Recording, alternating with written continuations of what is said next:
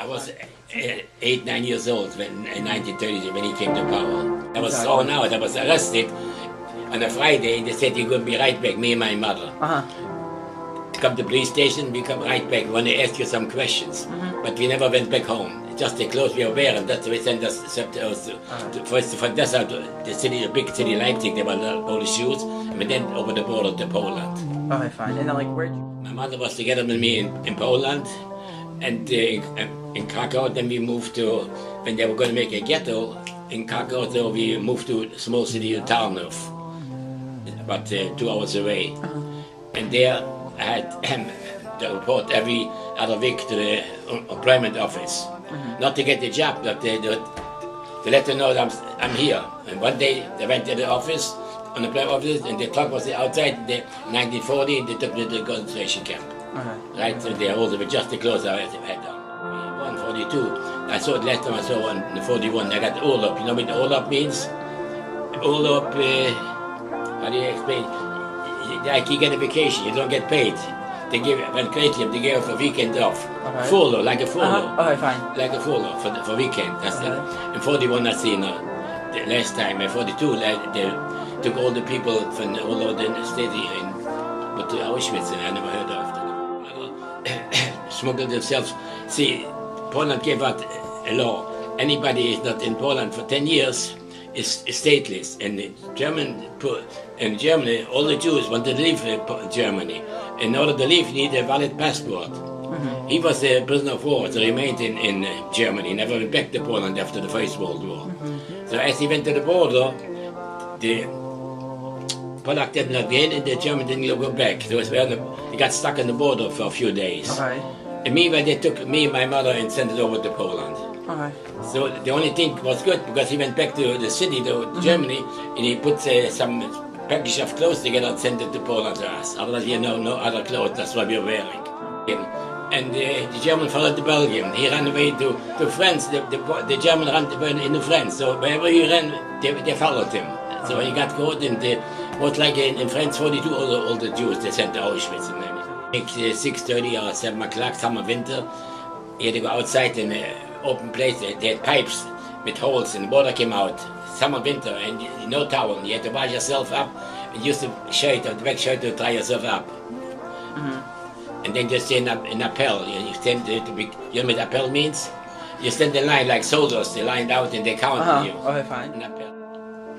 Then you had a little breakfast. Usually they gave out the food in the evening, the bread. And you had bread, half a bread, a slice, half for the evening and half for the morning. And evening you got just the soup.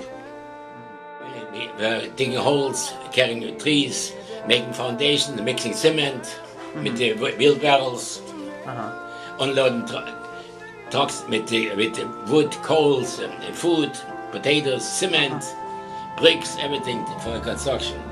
Built barracks there. The Jewish soldiers, they were pretty good. I had one German Jew, an older man. Because of him, he saved me the life, because he sent me to a special group which remained in the camp, while the other one was in the Auschwitz. Because he figured I was a young boy, he was German, and everybody looks to help his own people. He was a German Jew, and I was born Polish, but I was born German, so he was considered I was a German, and he helped me. And he was old enough to be my father. He was a little macher also, a little Stubenelze, they called it. He was running the room. He had over the barracks to say, so he picked me up and gave me in a different part of the camp where they remained. Well, the other one in 42 they sent out to Auschwitz. We were sent to Auschwitz too, but later on. But we remained alive. My back. No, you don't want I was liberated by the Russian soldiers in Germany. But in Germany, where they were still fighting, and Poland was already free. So I went back to Poland. I was back in the city Krakow, thinking that my mother maybe was there. I didn't know whether maybe she come back or maybe she's there. But never came back, and I was there from 45 to 46 was in Poland. And then I left because they tried to pull me out from a streetcar, claiming that I killed a Christian child before Pesach for the blood, you know. Do you have? I got a number. There's number. Nobody's going to make a number just to get this from the constitution, because they check you back when you have to be tell them which camp you are. This it doesn't make this way. A18 to 27. I was born a year before the Holocaust, so I wasn't realizing anything. Okay. I was sort of born into it. And I was born in a big city in Danzig. You familiar with Danzig? Well, it's in northern Poland. It's one of the big ports. It was sort of a free city. But my family came from a little town in Poland. And when the war broke out, we were really with my grandparents celebrating my first birthday. I was born September 7th. And the war broke out September 1st. So we stayed in a ghetto till I was about 4.5. Then we went to a labor camp, and then we went to Auschwitz. So I was in 3 different. A child didn't have really a daily life. What I remember is absolutely fabulous, terrible, terrible hunger. I was with my mother in the beginning, but later on they separated me from my mother. And the children didn't really do much, except once in a while we had to go outside and help move some of the bodies and put them in some corners that we were told. We'd go outside, a whole group of us, and move the war ended. There was chaos in Auschwitz because the Germans heard that the Allies are coming. So they got scared, and people can walk in and out. Some of them got their clothes off, their uniforms, and put on some other type of clothing. They shouldn't be recognized. Anyhow, my mother came, and she saw me there. She knew where I was in the kinder camp, and she said to me that all the Germans are taking everybody out of Auschwitz because it was going to be. Now it's known as the Death March. At that time, they were just going to get them out because they didn't want to leave any evidence behind. And she said to me, she said, I will die walking. It was wintertime. It was January. It was freezing. And she said to me, you may stay alive here. I don't want you to live alone in a world like this. Let's die right here in Auschwitz. Let's not go anywhere. So she took me out of the barracks where the children were, and she found a hospital not far away. So you didn't end up, you escaped, you didn't go on the death march? No, we didn't. Yes, I guess we hid. We did not go to the death march. We would have made it to the death march. And then she hid me with a corpse in a hospital.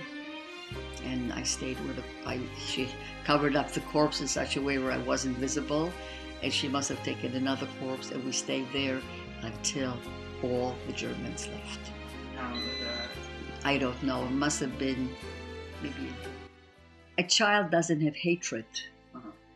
A child just doesn't understand why they're so hungry and what is happening and why is everybody dying and where are the parents. The capos were not worse than anybody else I knew because I was a child of the war, and I grew up like this. I thought that if you're Jewish you have to die. I just want to tell you that